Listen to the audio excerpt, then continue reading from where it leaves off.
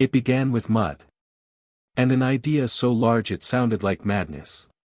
In the winter of 1941, before the snow had melted on the fields of Ypsilanti, Michigan, men in overcoats stood ankle-deep in frozen muck, staring at a stretch of empty farmland. Wind whipped across the open plain. There was nothing here, no roads, no buildings, no reason to believe this wasteland would soon give birth to the largest factory in the world. And yet Henry Ford, 78 years old, stood there with a glint in his eye and said quietly, "We'll build it here." The generals from Washington tried not to laugh. They had come in polished boots and long coats, looking more like skeptics than believers. One of them finally spoke. "You can't mass-produce bombers like you make Model Ts," he said. "Airplanes are too complex, too delicate." Ford didn't argue. He simply smiled. "Watch me." It was the beginning of the Willow Run project, a promise to build one B-24 Liberator bomber every hour. No one had ever attempted anything like it. The country had been at war for only a few months, still reeling from Pearl Harbor.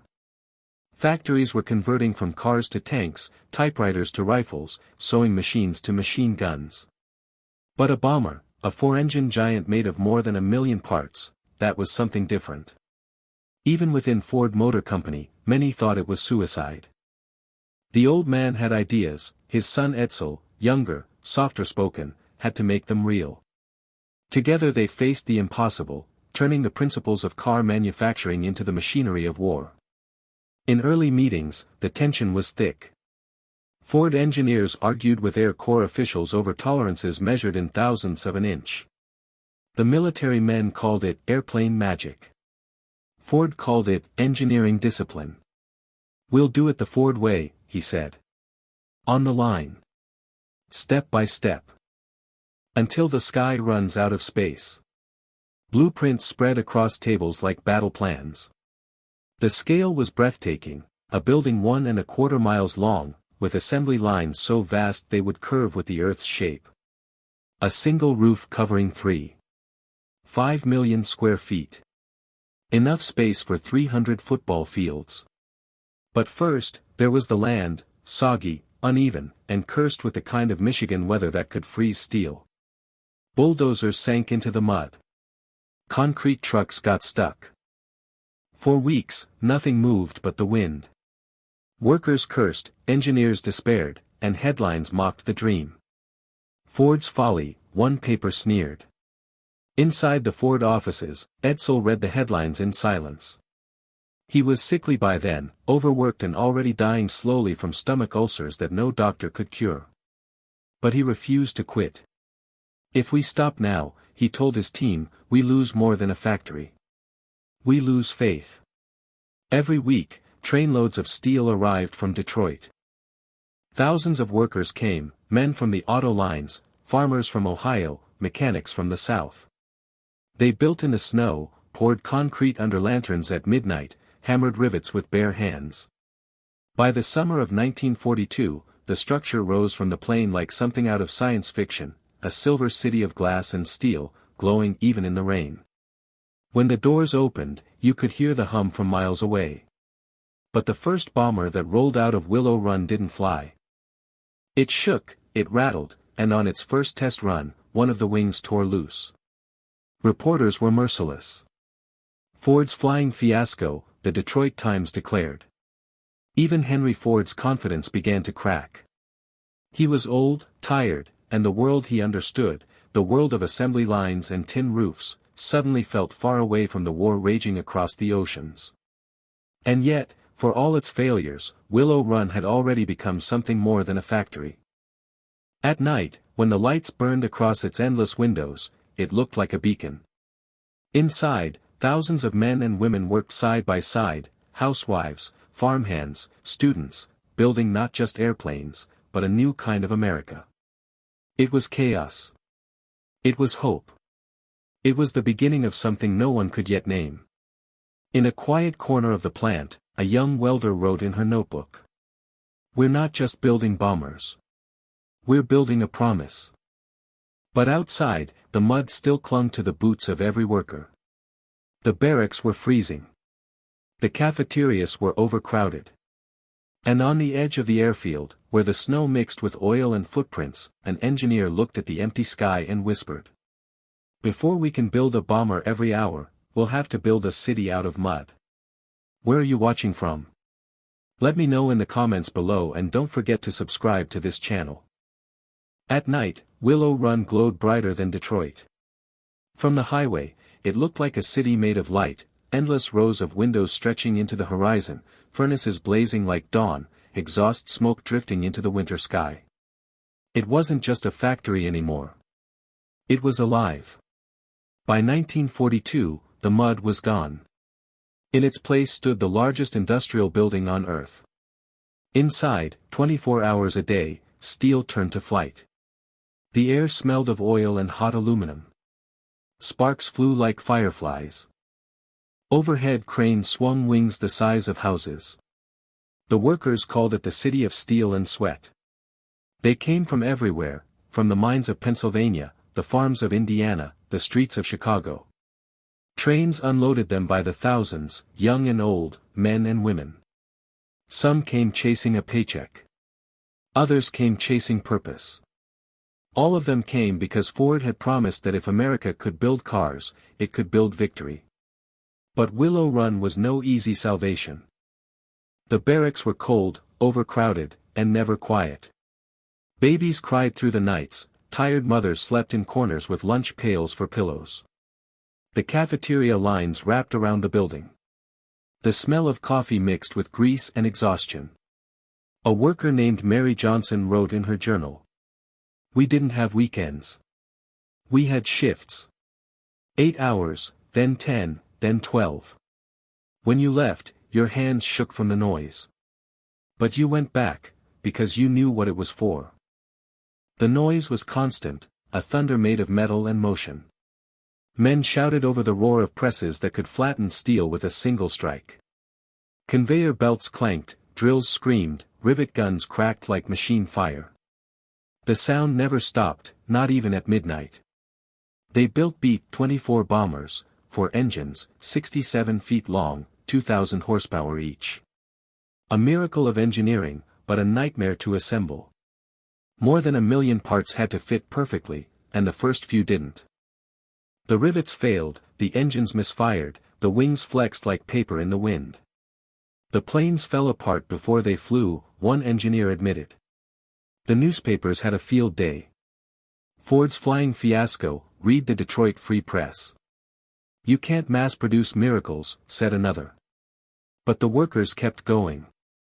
Every mistake was a lesson, every crash a blueprint. Supervisors hung slogans from the rafters: "Quality is your shield. Speed is your weapon." Inside the hangar doors, you could see the future forming piece by piece. Women worked side by side with men, hair tucked under scarves, coveralls smeared with oil. They drilled, welded, and riveted. Rosie the Riveter wasn't a poster here. She was real, sweating and swearing and laughing through the fatigue. There was pride in the exhaustion. They were ordinary people building something extraordinary. Still, not everything held together. In the break rooms, tempers flared. The pace was too fast, the foreman too hard. A strike nearly broke out after a week of 14-hour days. "We can't fight Hitler if we collapse first," someone shouted. Morale was slipping, and the numbers proved it. Each bomber took 55 hours to finish. The military had expected one every hour. At that rate, the war would end long before Willow Run caught up. Ford executives grew nervous. Edsel looked pale, coughing between meetings, pushing through his own illness. He sent telegrams to Washington assuring them that progress was steady. But he knew it wasn't. The plant was a masterpiece on paper and a disaster in motion. Then one night, in the deafening hum of the assembly floor, a worker noticed a man standing in the shadows, silent, arms crossed, eyes sharp. No badge, no clipboard, just watching. When someone asked who he was, the foreman whispered. "That's Charles Sorensen. Mr. Ford's old Iron Man." Sorensen had built the first moving assembly line with Henry Ford decades earlier. He'd been there when the first Model T rolled out of Highland Park. Now, he had come out of semi-retirement to see what had gone wrong. He didn't speak to the workers. He didn't need to. He walked the line, step by step, eyes following the chaos, half-finished wings, misplaced tools, men waiting for parts that never came. And when he reached the end of the hangar, where a half-built bomber sat glistening under floodlights, Sorensen turned and said just 4 words. "We'll tear it down." The managers froze. Tear down what? He pointed across the hangar, the entire line. All of it. Gasps, shouting, disbelief. But Sorensen wasn't asking. He was already pulling blueprints from his coat. "Start over," he said. "If we can build cars in 90 seconds, we can build a bomber in 60 minutes. His voice was calm, but it carried the certainty of a man who had built America's future once, and intended to do it again. By morning, the workers were tearing out equipment, moving stations, rebuilding the line from scratch. The rumor spread like wildfire: Ford's Iron Man was back, and he was going to make the impossible work. Outside, the smokestacks kept burning. Inside, something new was taking shape, not just another experiment, but a revolution. When Charles Sorensen walked into Willow Run, he didn't talk. He just watched, and saw what everyone else had missed. He was a hard man to read. Square-shouldered, in his mid-60s, with a jaw like the front of a press brake and eyes that gave nothing away. He had been with Henry Ford since the beginning, back when the world still doubted machines could replace muscle. They called him Cast Iron Charlie, part engineer, part drill sergeant, and completely intolerant of excuses.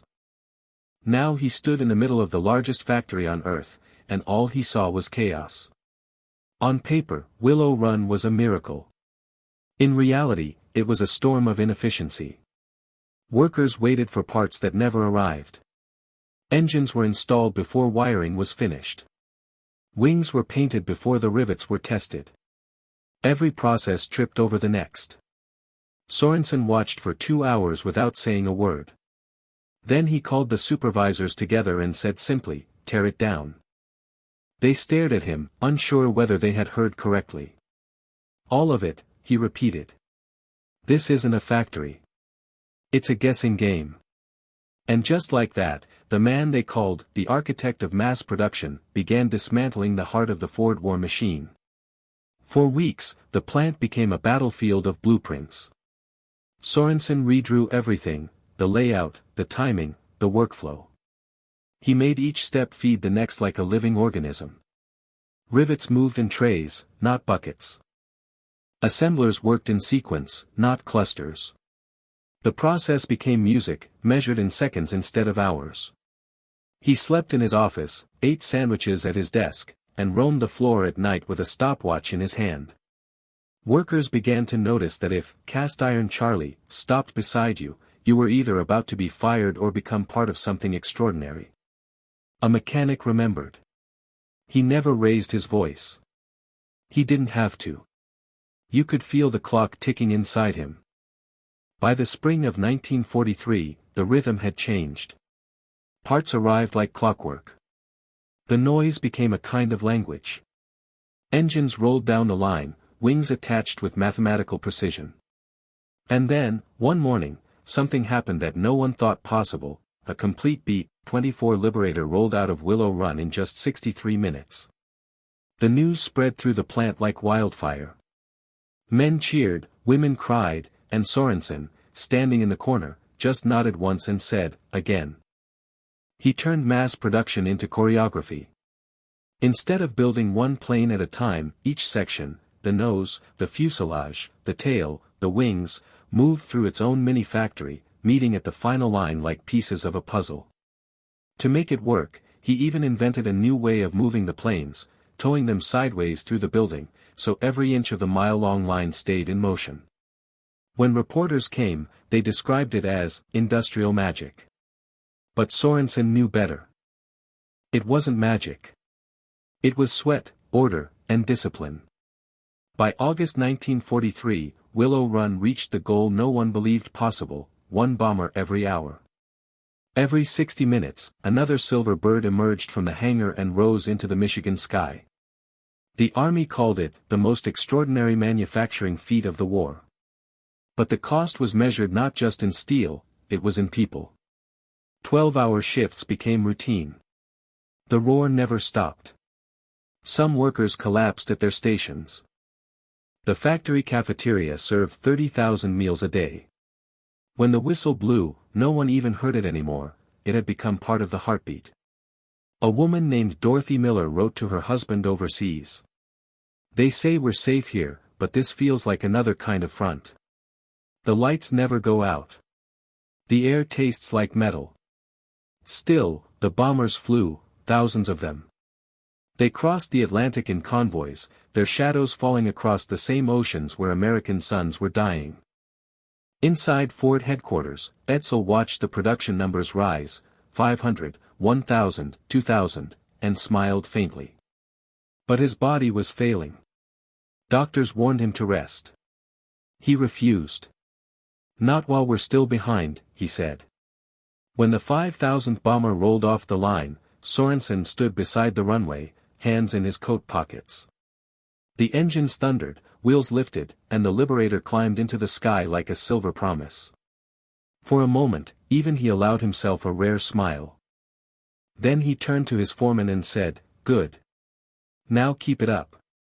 But behind that success, something darker was building: fatigue, illness, and pressure that no machine could bear forever. Ford's miracle was running at full speed, but the people inside it were starting to crack. As Sorensen left the hangar that night, he looked down the long, glowing corridor of Willow Run, a mile of light and motion, and muttered to himself, "We've beaten time. Now let's see if we can survive it." Every hour, a new bomber. Every hour, someone collapsed.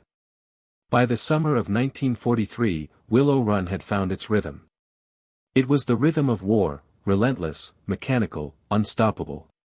Inside the hangars, the air shimmered with heat. The smell of oil and sweat mixed with metal dust until you could taste it on your tongue. The sound never ended: hammers, drills, rivet guns, engines running on test stands, voices shouting over the thunder. It was a world without silence. The shift sirens howled every 4 hours. Men and women moved in streams through the long corridors, faces gray with fatigue, hands calloused and blackened by grease. Even in the break rooms, the vibration of the factory floor could be felt through the soles of their shoes. A worker joked once, "We don't make planes anymore, we make time." Everyone laughed, but the laughter didn't last. They were exhausted. People fell asleep standing up, fainted beside the lines. A nurse's log from the Ford Medical Unit listed 47 cases of heat exhaustion in a single week. Some workers kept bottles of salt water to fight dehydration. Others simply pushed through. There was no other choice. Mary Johnson, the riveter who once wrote that she could hear the machines in her dreams, made another note that summer. "I can still hear the engines in my sleep. Sometimes I wake up thinking I'm inside one." Yet for every worker who collapsed, another took their place. The war didn't wait for anyone. The orders kept coming, 650 planes a month. Each one a silver, screaming promise headed for the sky.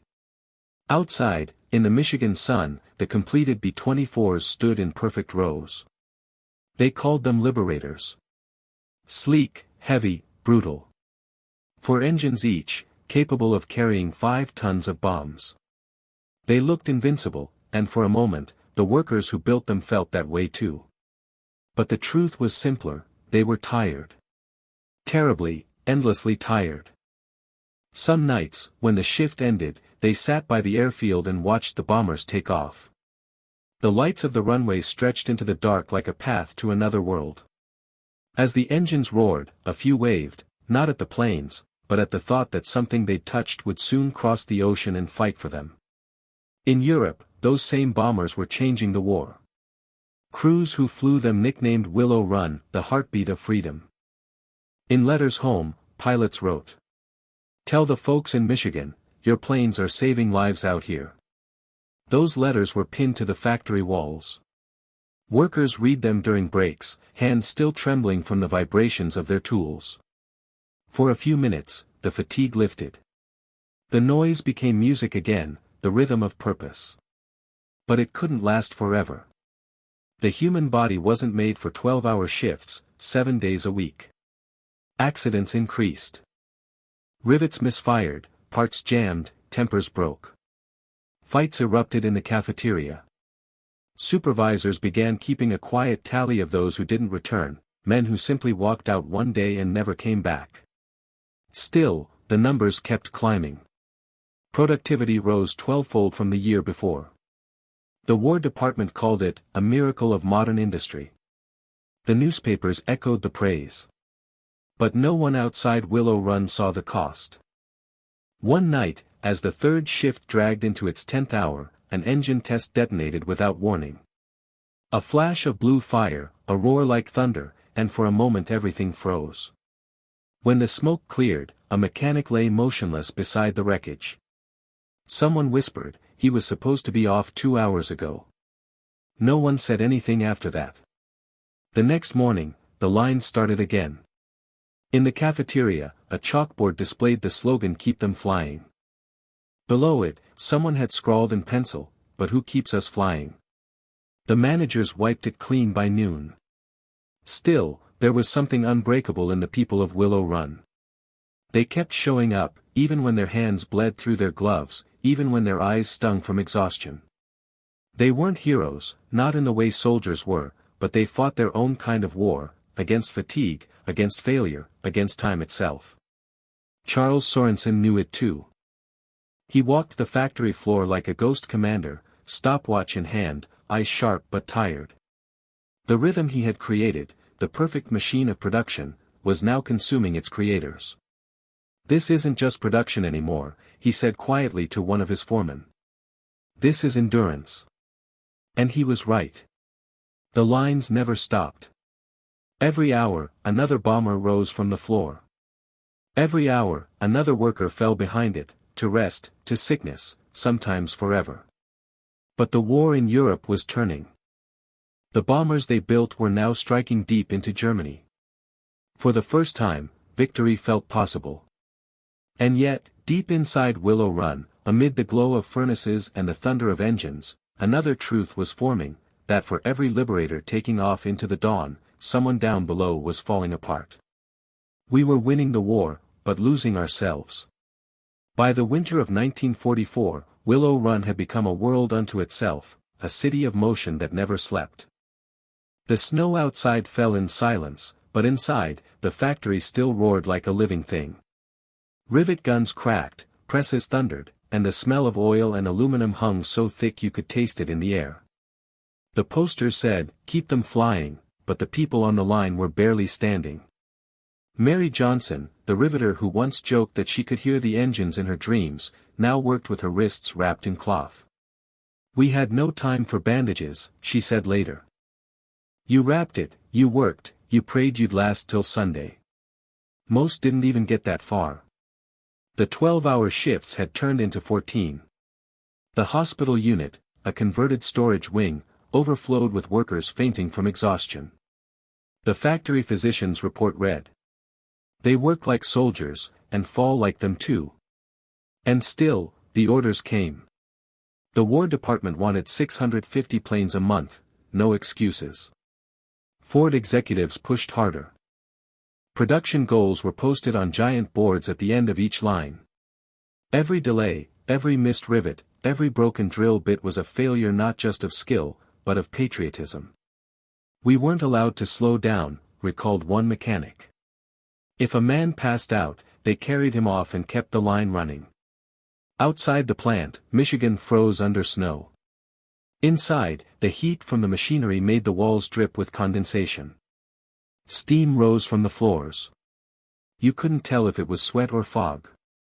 And yet, the bombers kept coming. One every hour.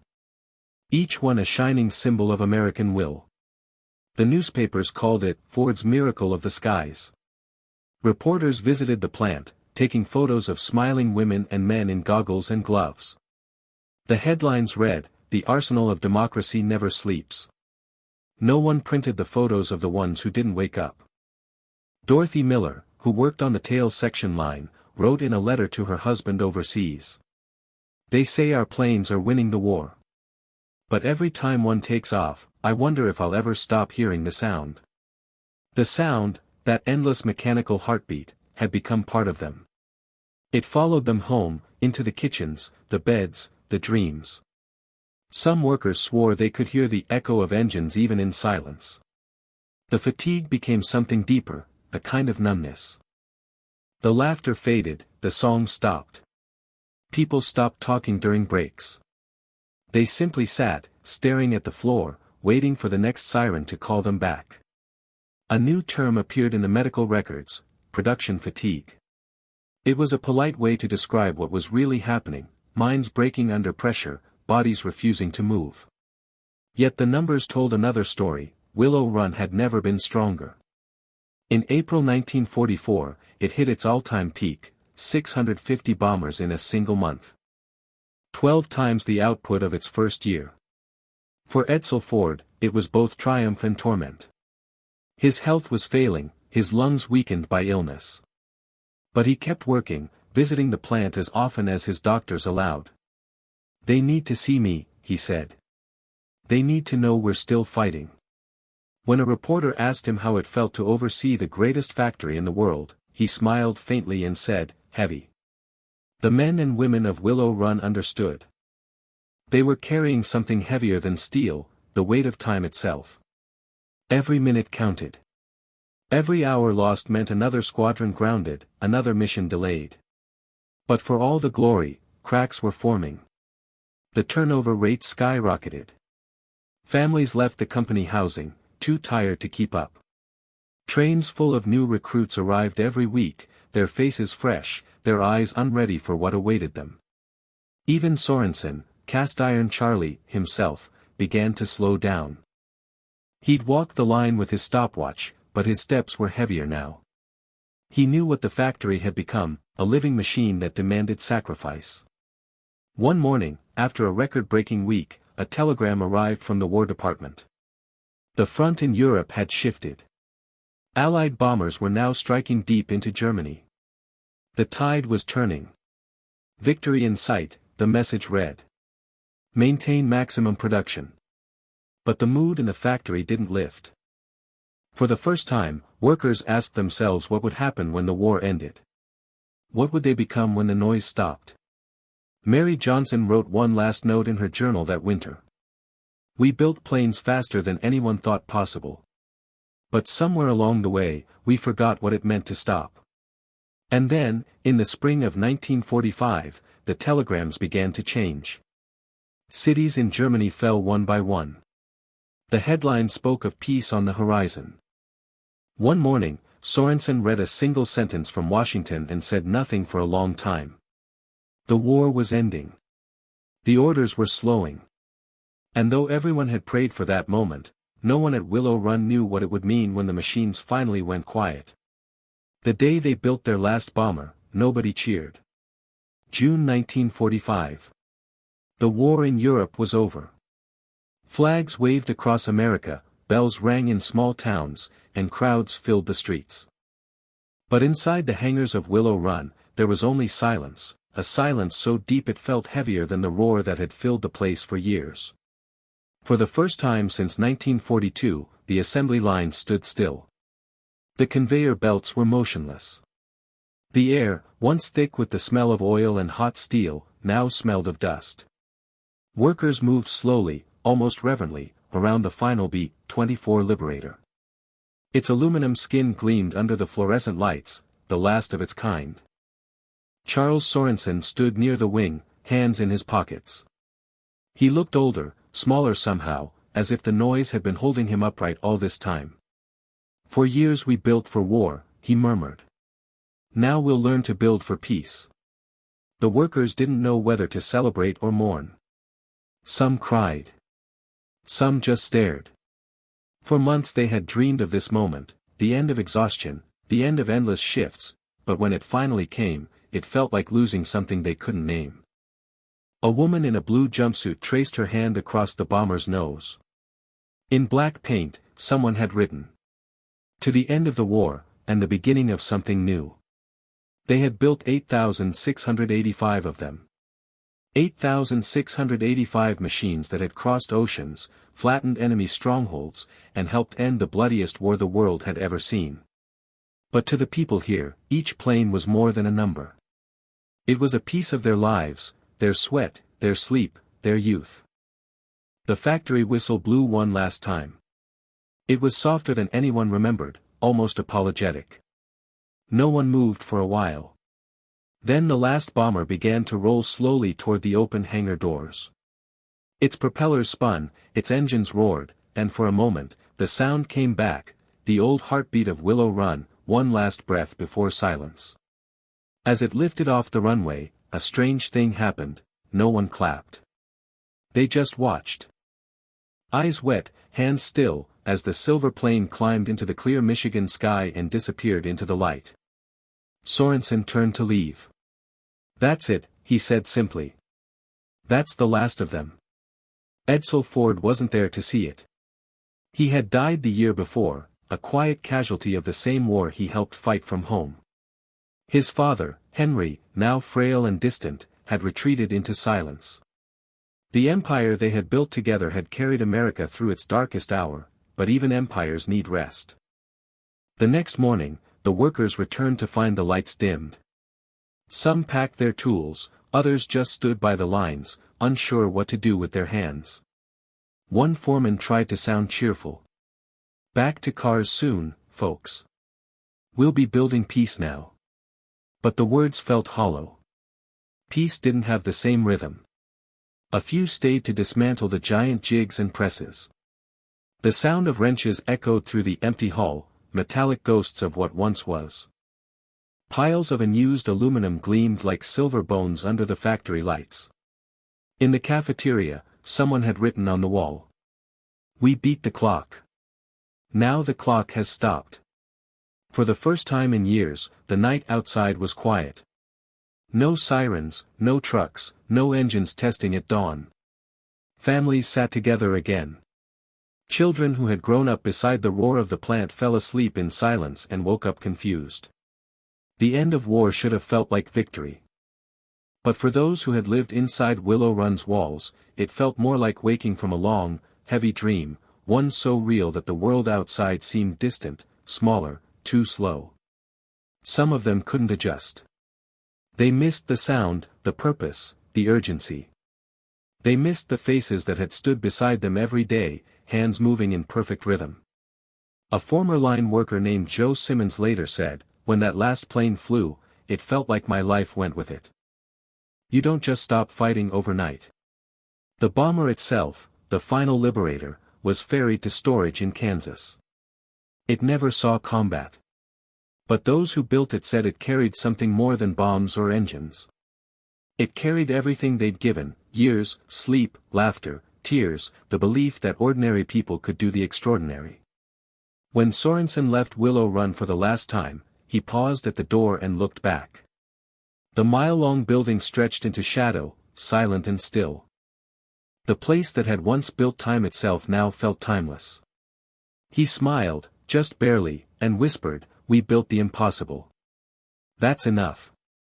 Outside, the morning light touched the runway. In the distance, the last bomber was a dot in the sky, fading, but never gone. And though the war was ending, something lingered in the air at Willow Run, not the sound of engines, but the echo of what they had meant. Years later, the old hangars still smelled of oil and hope. The war had ended, the bombers were gone, and the fields around Ypsilanti grew quiet again. The factory that once roared louder than any city now stood still, a steel monument to a moment when America had done the impossible. For a while, Willow Run was forgotten. The workers went home, the machines rusted, and weeds pushed through the cracks of the runway. The world moved on, toward cars, suburbs, televisions. But for those who had lived inside those walls, time never truly moved forward. Mary Johnson, now gray-haired and retired, came back one autumn afternoon in 1955. She parked outside the old gate, where the Ford sign had long been taken down, and walked to the fence. Through the gaps, she could still see the outline of the building, a mile of metal and memory. She whispered, "We didn't just build bombers. We built belief." And she was right. For all its noise and exhaustion, Willow Run had proven something no one had thought possible, that a free nation, fueled by ordinary people, could outbuild tyranny itself. Historians later called it the arsenal of democracy. Politicians used the phrase in speeches, students wrote it in essays, but for those who had lived it, it wasn't about slogans. It was about nights without sleep, the rhythm of hammers, and the courage to keep going when nothing felt human anymore. In 1946, parts of the factory were sold to aviation companies. The great assembly lines were dismantled, their bolts and rails scattered across Michigan. But some sections remained. Engineers used them to test new engines for the coming jet age. Others turned into storage for Cold War aircraft. The war that had ended had merely changed shape. By the 1960s, the veterans of Willow Run, the men and women who had once built bombers faster than anyone thought possible, were scattered across America. Some built cars for Ford again. Others became teachers, farmers, machinists. A few, like Sorensen, simply disappeared into history books. Yet the memory of what they had done refused to fade. Every few years, a local newspaper would run a story, where the bombers once flew. And for a few days, people remembered. Then, in 1977, something extraordinary happened. The city renamed the nearby airfield Willow Run Airport.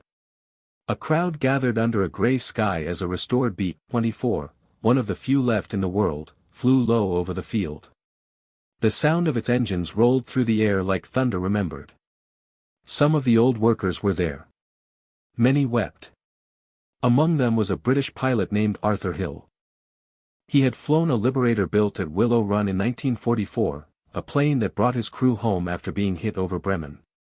He sent a letter to the organizers of the event. It was read aloud that day. "I owe my life to the people of that factory. Tell them that the plane they built brought us home. Tell them, thank you." When the reading ended, the crowd was silent. Then came the sound of applause, soft at first, then rising like the hum of engines returning from far away. The hangars that remained were turned into museums and workshops. Volunteers, many of them children and grandchildren of the original workers, began restoring old warplanes, repainting them in the same olive and silver colors of the 1940s. One wall displayed photographs, thousands of faces, nameless but proud. A small sign under the photos read, "They built faster than they slept." In 2013, the Yankee Air Museum took over part of the original Willow Run site. The rest was scheduled for demolition, but a group of locals, mechanics, teachers, veterans, raised money to save a single section of the assembly line. They called it Saving Willow Run. They said it wasn't just about bricks or rivets. It was about remembering what people can do when they believe they have no limits. One of the campaigners, the granddaughter of a riveter, said on local radio, "My grandmother built wings here. She said they weren't for planes, they were for people." Today, the restored hangar stands like a heartbeat frozen in time. Inside, you can still see the faint yellow line that once guided the liberators toward the open doors. You can walk where 42,000 men and women once stood, shoulder to shoulder, covered in sweat and aluminum dust, making history one rivet at a time. If you stand very still, you can almost hear it, the hum that once shook the air, the thunder of the presses, the chatter, the laughter, the footsteps of a generation who believed that work itself could be an act of courage. A local guide often ends his tours with the same words. They didn't just build planes. They built a future. And every bolt they turned history, too. Because Willow Run's legacy isn't just about machines. It's about what those machines meant. About a generation that believed skill was a weapon, work was honor, and unity could change the course of war. When asked years later if she ever missed the factory, Mary Johnson smiled and said, "Sometimes. Not the noise, not the sweat, just the feeling. The feeling that what I did mattered." And that's what Willow Run gave to the world. Not just bombers, not just records, but meaning. Because in the end, it wasn't metal that won the war. It was belief, belief hammered into steel by hands that refused to stop. Every hour, a bomber had risen from the earth. Every hour, someone had fallen to keep it flying. But long after the engines stopped, something else kept going, the idea that in the darkest times, ordinary people can rise higher than any plane. And that was Willow Run's true legacy. When the sun sets over the old runways now, the hangar windows reflect the light like wings. You can almost see them, those ghostly planes lifting off again, silent but eternal, carrying not bombs, but memories. And if you listen closely, the wind still carries a faint echo, not of war, but of work, of courage, of unity. The echo of millions of hands that believed that the impossible could, for a moment in history, be made real. They called it a factory. But what they built there, was faith made visible.